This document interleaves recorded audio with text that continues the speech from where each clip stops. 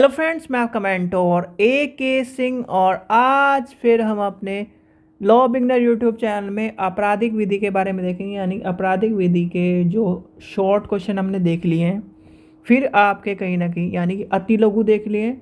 अब हम देखेंगे जो आपके मीडियम क्वेश्चन आते हैं, यानी कि 10 नंबर के क्वेश्चन आपको देखने को मिलते हैं, या फिर आपको उसके यानी कि सेक्शन बी जिसे हम मानते हैं वो देखने के लिए मिलता है। तो उसमें क्वेश्चन आपको कई क्वेश्चन ऐसे आते हैं जो आपको यानी कि इम्पोर्टेंट रूप में जाने ज़रूरी है और कहीं ना कहीं आपको पता होना चाहिए।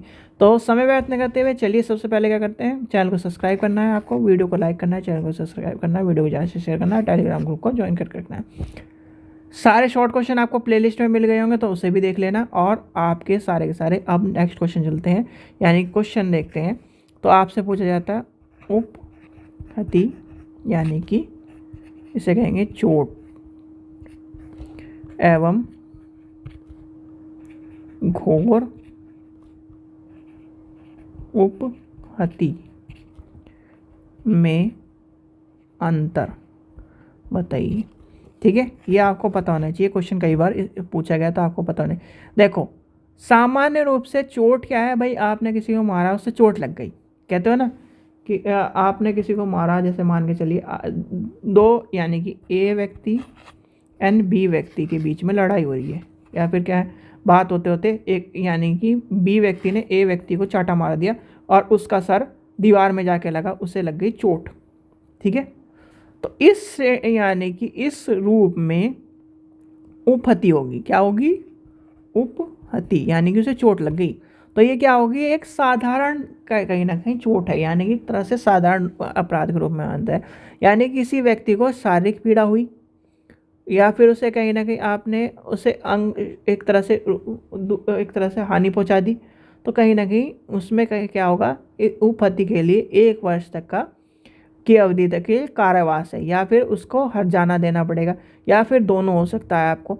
तो कहीं ना कहीं ये चीज़ें आपको पता होनी चाहिए। उपहति में क्या हुआ भाई, आपने जैसे किसी को मारा, वैसे मैंने बताया ए व्यक्ति को बी व्यक्ति ने मार दिया और उससे कहीं ना कहीं चोट लग गई, और इस तरह की चीज़ें आपके सामने आ गई, तो कहीं ना कहीं उसे क्या हुआ, साधारण रूप में यानी कि साधारण अपराध के रूप में माना लिया जाएगा।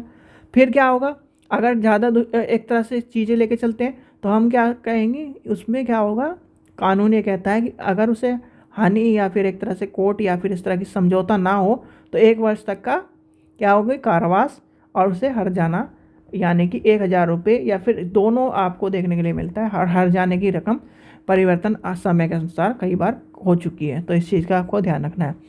फिर आपका आ जाता है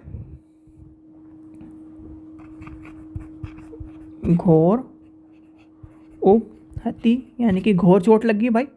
अब भाई उसने क्या करा, ऐसा मारा या फिर ऐसा कर दिया कि वो कहीं ना कहीं उसका अंधा हो गया, हाथ पैर कट गए उसके, तोड़ दिए। तो ये सब चीज़ें आपकी क्या हो जाती है, यानी कि दोनों में से किसी भी नेत्र का कहीं ना कहीं उसका क्या होगा, दुर्घटना, या फिर उसे खराब कर दिया, जोड़े तोड़ दिए, चेहरा खराब कर दिया, उसके दांत तोड़ दिए, या फिर उसका हाथ तोड़ दिया।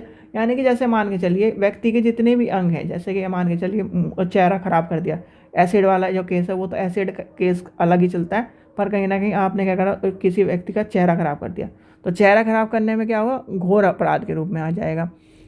यानी कि सिर या चेहरे पर जो चीज़ें हैं उनको एक तरह से बेकार कर दिया।